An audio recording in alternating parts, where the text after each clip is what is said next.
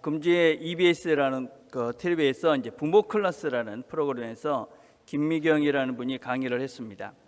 제목이 뭐냐면 코로나 이후 내 자녀의 미래를 준비하는 법, 이런 것이었습니다. 거기서 어떤 얘기를 하고 있냐면 엄마들이 모여가지고 아이들의 미래를 이야기하지 말라, 아이들의 미래가 사라진다, 이런 얘기를 하고 있습니다. 지금 시대가 코로나 때문에 2032년에 시작될 세계가 10년 땡겨서 이렇게 2022년에 시작됐다고 합니다. 앞으로의 우리 시대가 참 예측하기가 만만치 않습니다. 근데 지금 엄마들이 모여가지고 인서울 대학을 목표로 아이들의 미래를 이야기하는 순간 아이들의 미래는 사라진다. 엄마들은 꼭 이 강의를 찾아서 한번 보시면 좋겠습니다. 우리 자녀들에게 어제의 지식을 오늘 가리키면 미래가 사라진다, 그런 얘기를 했습니다. 우리가 정말 열심히 배우고 공부하지 않으면 정말 이게 바른 성장, 바른 미래를 열어가는 것이 만만하지 않습니다. 근데 역설적이게도 이렇게 잘 모르는 사람들은 잘 배우지 않습니다. 무지한 사람들이 잘 배우지 않는다. 더닝-그레그 이펙트, 더닝-그레그 효과라는 것이 있습니다. 이게 무슨 얘기냐면 그래프를 한번 보시면 우리가 자신이 조금 뭔가를 할 때는 많이 안다고 생각하고 자신감이 넘치는 것입니다. 그래서 나는 다 알기 때문에 안 배운다, 다 안다, 이런다는 것이죠. 근데 조금 이제 알기 시작하면 어디에 되냐면 절망의 계곡에 이르게 됩니다. 내가 정말 모르는구나, 내가 정말 공부를 해야 되겠구나. 이제 그 순간부터 이제 우리가 깨달음의 비탈길, 조금씩 우리가 이제 뭔가를 알아가기 시작한다 하는 것입니다. 그래서 우리가 뭔가를 모르는구나, 내가 배워야 되겠구나, 그런 거를 아는 순간까지는 가야 되는데 그냥 나는 다 알아, 나는 다 맞아, 다른 사람들의 생각들을 그냥 배격하고 무시하고 배우려 하지 않는 그런 경향의 사람들이 있습니다. 역설적이게 그래서 무지하면 안 배운다, 이런 것입니다. 이런 경향의 사람들이 바로 유대인들이었습니다. 유대인들은 나는 안다, 나는 하나님을 다 안다. 이방인들 너희들은 하나님을 모른다. 나는 맞다, 너는 틀렸다. 그럼 유대인들은 다 맞고 이방인은 다 틀렸습니다. 그리고 유대인들만이 선민, 하나님의 백성이다. 그렇기 때문에 이들은 배우려 하지 않았습니다. 듣지 않았습니다. 편협하고 고집스럽고, 그리고 다른 사람들을 쉽게 배척해 버렸습니다. 그러니 깨달음도 없고 배움도 없고, 그래 늘 답답한 형편에 있습니다. 여러분, 그런 형편은 예수님의 제자들도 마찬가지였습니다. 이들도 유대인들이었기 때문에 이들도 귀가 막혔고 또 깨달음이 없었습니다. 오늘 나중에 우리가 살펴보겠지만 8장 17절에 보면 예수님께서 이렇게 말씀하십니다. 아직도 알지 못하며 깨닫지 못하느냐, 너희 마음이 왜 그렇게 둔하냐, 그렇게 말씀을 하십니다. 깨닫지 못하는 제자, 마음이 둔한 제자, 그런 제자들을 주님께서는 끝없이 설득하시고 가르치시고 그렇게 그들을 다듬어 가십니다. 오늘 우리가 읽은 본문은 우리가 아는 칠병이어의 사건입니다.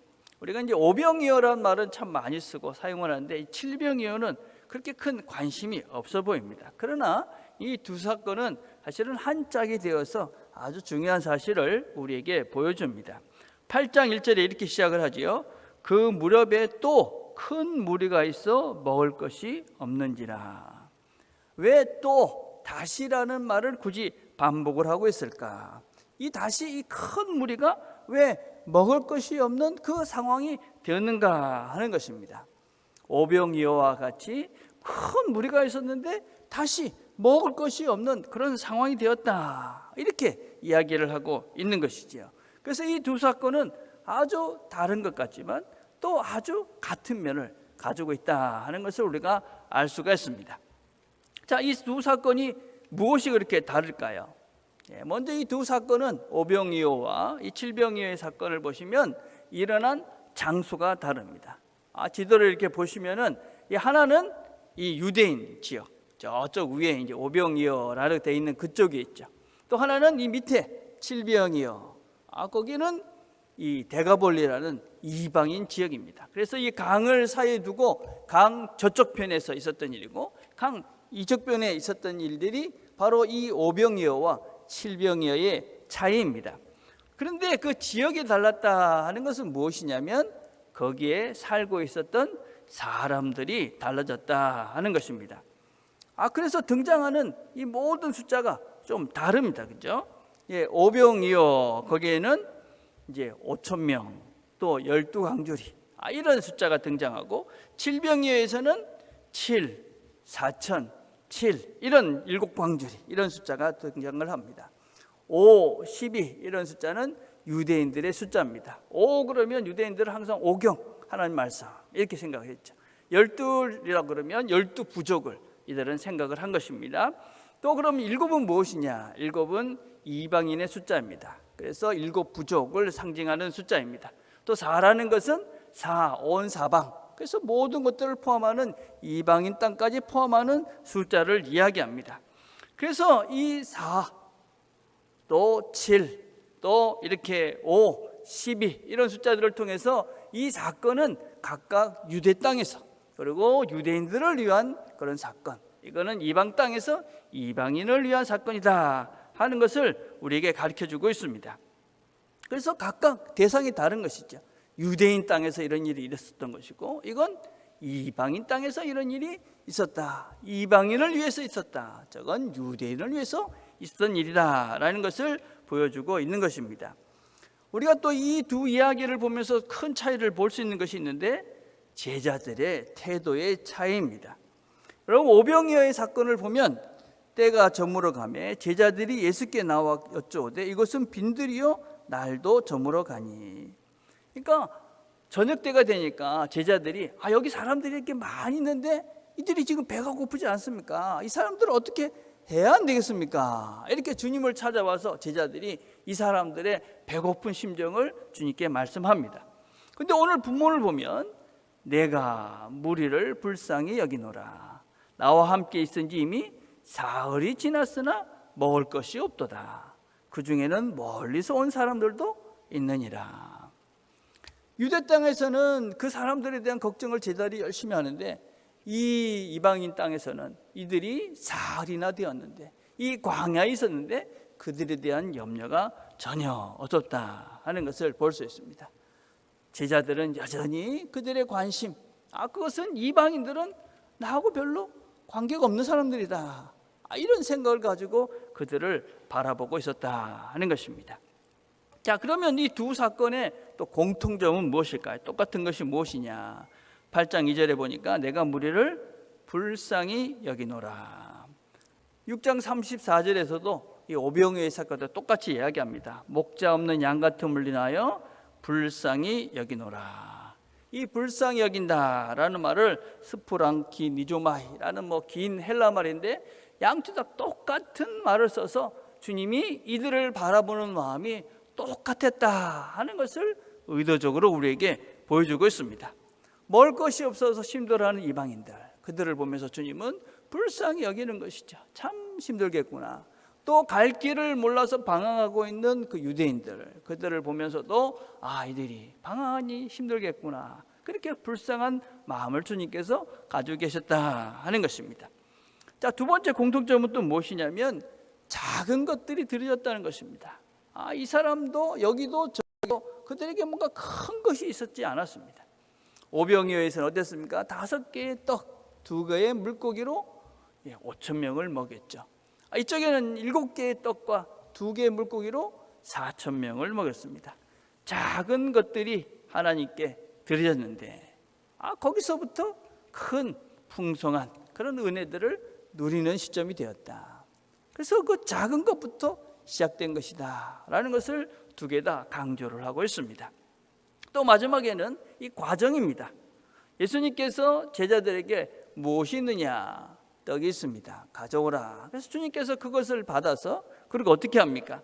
축사를 하십니다. 하늘을 우러 감사를 하는 것이죠. 그리고 그것을 떼어서 나눠주게 합니다. 떼어서 제자들을 통해서 제자들의 손으로 그 사람들에게 다 나눠주도록 똑같이 그 일을 시킵니다.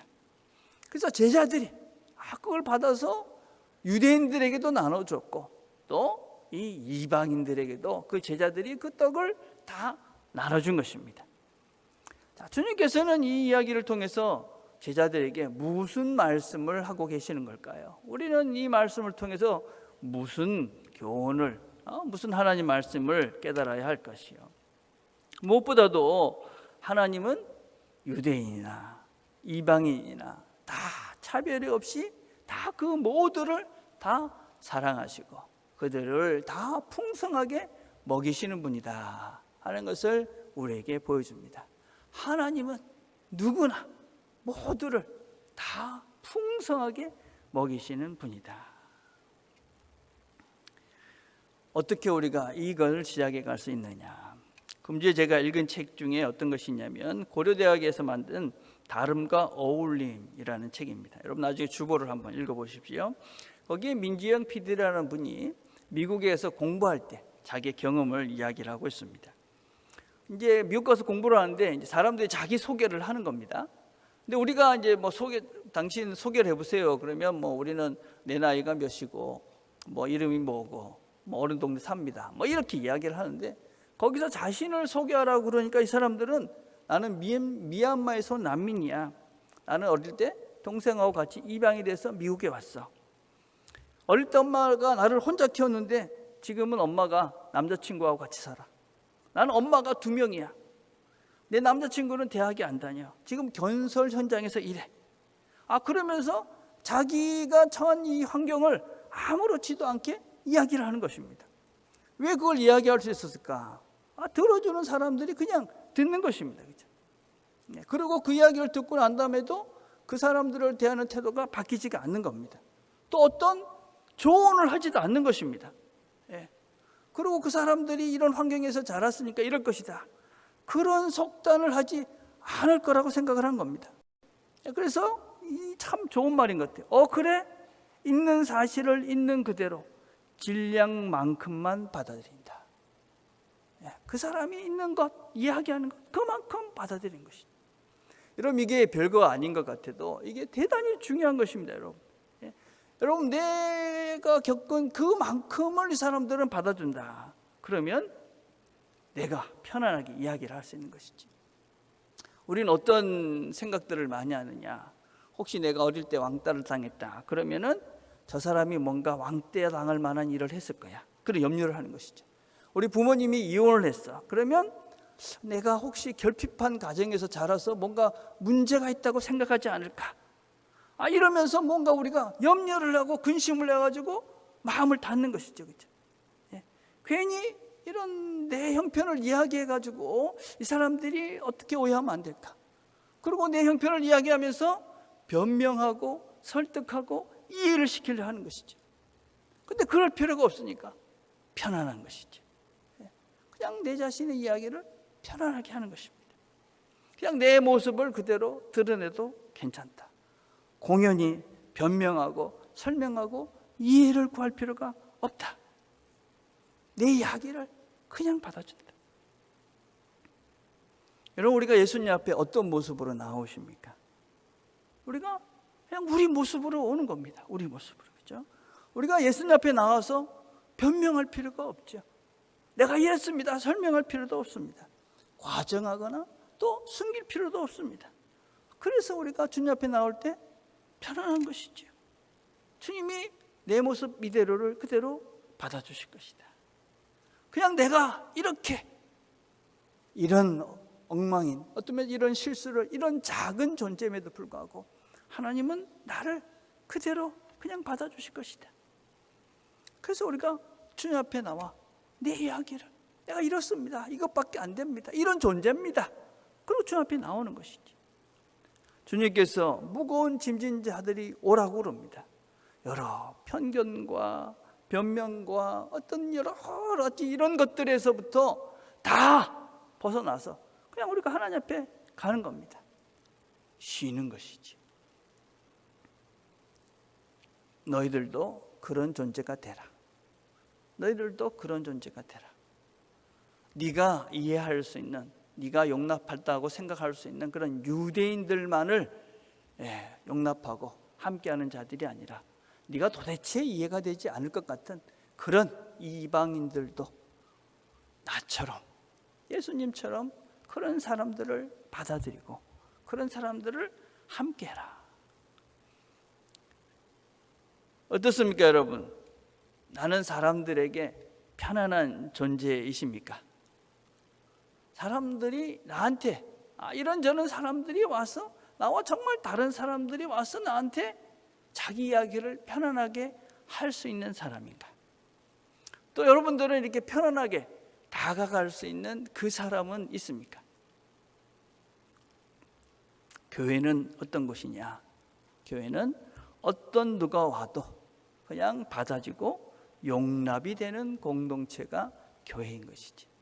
우리 교회는요, 우리가 특별하게 뭔가 이렇게 잘나고 특별하게 아무런 용서받을 거리가 없고 뭐 다른 사람 모이 다 괜찮은 사람들이 모이는 것이 아니죠.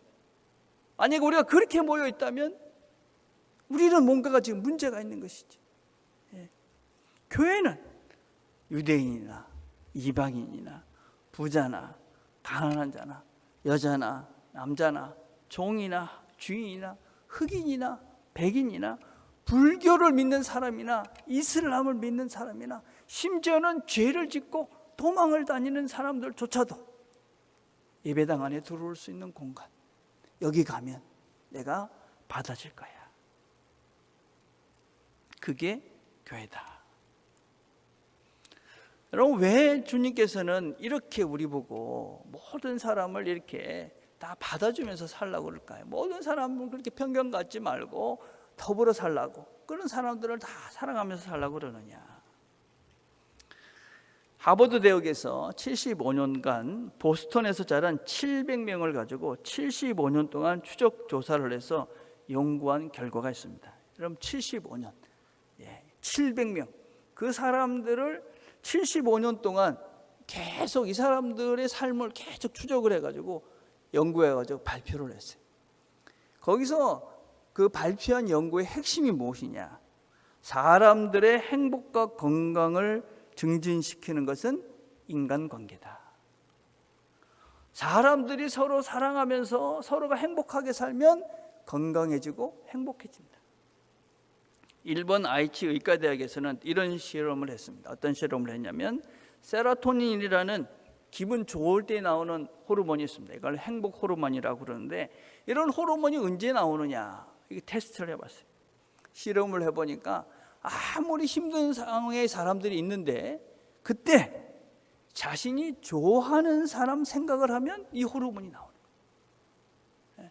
내가 막 힘든데, 힘든 상황에 있는데 그때 내가 정말 좋아하는 사람, 보고 싶은 사람, 사랑하는 사람 생각을 하면 그때부터 이 사람의 그 고통이 감소되어지고 이 사람이 기분이 좋아지는 거예요. 여러분 어떻습니까? 우리는 누구 생각하면 여러분 기분이 좋아지십니까? 누구 생각하면 기분이 좋아. 누가 나를 생각하면 이런 호르몬이 나올 것 같습니까? 그런 존재가 되라. 그런 존재가 행복한 삶을 사는 것이다. 그런 존재가 복된 삶을 사는 것이다. 우리가 예수님을 생각하면 안심이 되잖아요, 그렇죠? 평화가 오지 않습니까? 내가 부족해도, 내가 연약해도, 모자라도 그대로 받아주시는 분. 우리의 삶들 속에서 서로가 그런 존재가 되라. 세상에는 차별이 있습니다. 세상에는 자신의 것을 드러낼 수 없는 그런 사람들이 있습니다. 감추고 숨기고 살아갈 수밖에 없는 사람들이 있습니다. 근데 그런 사람들이 받아들여지는 공동체, 그런 사람이 되라. 그게 제자, 우리 보고 그렇게 되라고 하시는 거죠. 쉽지 않은 이야기입니다. 그죠?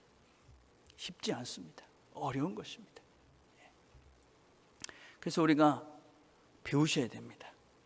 우리가 배우셔야 돼요. 다름이 틀림이 아니다 하는 것부터 우리가 배워가야 합니다. 우리가 이제 김희정 교수님께서 장애에 대한 강의를 2번 했어요. 그죠? 정말 저도 그 강의를 듣고 참 좋다. 인식 개선이 필요하다. 인식 개선. 우리의 생각을 바꿔야 된다. 장애인들은 모자라는 사람이나 특별한 도움이 필요한 사람, 그런 삶이 아닙니다. 한 사람으로 우리가 대하는, 이런 우리의 생각을 바꿔가기 위해서는 뭘 알아야 되는 것이죠. 배우셔야 되는 것이죠. 그렇죠? 그래서 우리가 이렇게 생각들이 열려져 가고 우리의 생각이 다양해지고 우리가 그런 다양한 사람들을 받아들일 수 있는 공동체가 될 때, 그때 우리 모두가 복된 행복한 삶을 살 수 있는 그런 공동체가 된다 하는 것입니다. 자, 두 번째, 제자들이 또 뭘 하라고 말씀하고 계십니까? 너희들이 가지고 있는 것을 가지고 나누면서 살라 하는 것입니다. 내게 있는 것을 가지고 나누라 하는 것입니다. 내게 있는 것을 가지고. 여러분, 우리가 하나님께서 우리에게 주신 것이 있습니다. 그걸 나누는 것이죠. 근데 한번 이 장면을 한번 우리가 생각을 해보는 겁니다. 예수님께서 하늘으로 축사를 하십니다. 감사합니다 하나님. 그리고 그것을 떼어서 제자들한테 나눠줍니다. 근데 그걸 다시 제자들은 사람들한테 나눠주는 것이죠. 그렇죠?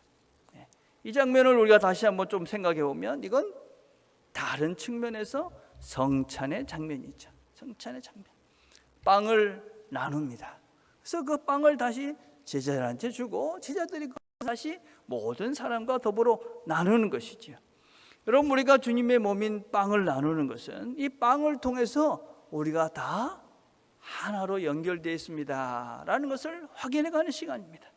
그래서 우리가 그런 고백을 늘 하지요. 우리가 빵은 하나지만 우리가 이것을 나눠서 이것을 먹는 우리는 다 하나입니다, 이런 고백을 하는 것입니다. 그렇죠?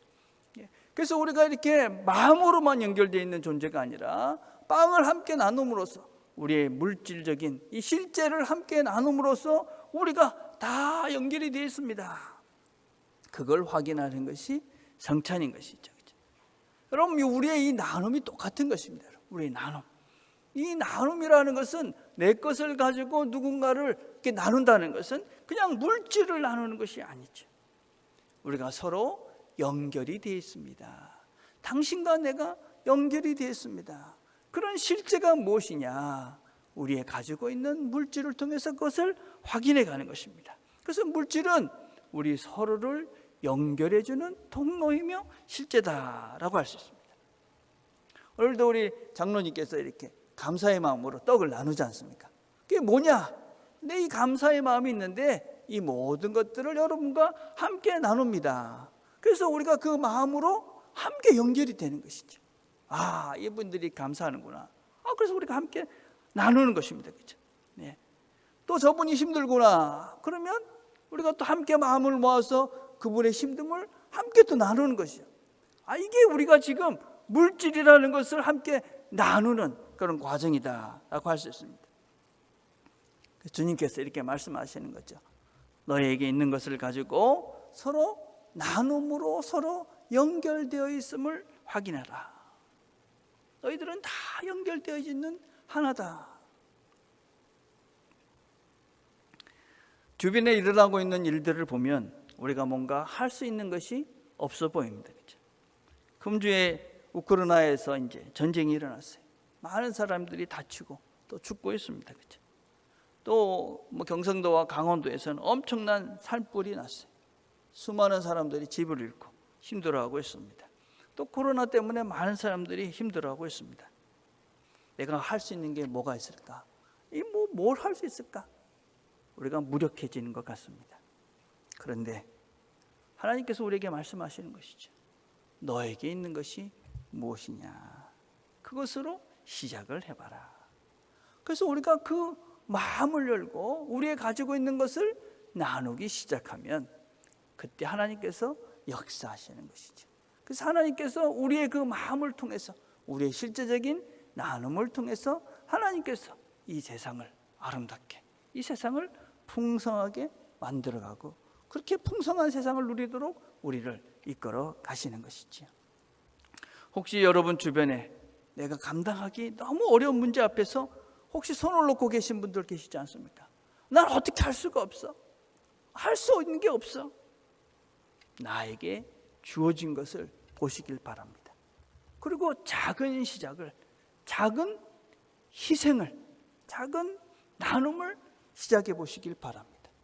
그러면 하나님께서 그 작은 것들을 통해서 내 작은 마음을 하나님께서 받으시고 그걸 통해서 하나님께서 역사하셔서 그 일들 가운데 하나님의 풍성함을, 하나님의 기적들을 우리가 경험하게 해 주실 것입니다.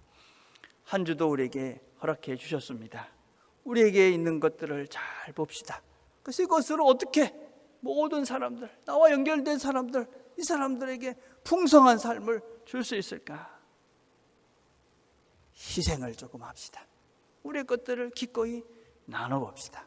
그래서 하나님께서 일하시는 풍성한 그런 삶들을 이 한 주도 경험해 가시는 저와 여러분이 되기를 간절히 바라겠습니다. 기도하겠습니다. 하나님 아버지, 감사합니다. 우리의 부족하고 연약하고 죄된 모습들 속에서도 우리를 하나님의 자녀로 받아주셔서 우리 이끌어 가시고 인도해 주셔서 감사합니다. 우리 하나님께서 우리를 받아주셨사오니 우리도 하나님처럼 우리 주변에 있는 사람들 부족해 보이고 나와 달라 보여도 그들을 그대로 인정하고 받고 사랑하며 이 한 주를 살아갈 수 있도록 은혜를 베풀어 주시옵소서. 다르기에 배척하고 편견을 가지고 그 사람들을 징계하는 것이 아니라, 비난하는 것이 아니라 사랑의 마음으로 그들을 잘 받아들일 수 있도록 은혜를 베풀어 주시옵소서. 또 하나님 아버지, 우리가 막막한 현실 앞에서 손 놓고 있을 때가 많습니다. 그럴 때마다 나에게 주어진 것이 무엇인지를 잘 돌아보고 그것을 기꺼이 나누며 사랑하며, 그래서 하나님께서 역사하시는 하나님의 풍성한 하나님을 경험하는 이 한 주가 되도록 은혜를 베풀어 주시옵소서. 예수님의 이름으로 기도드립니다. 아멘.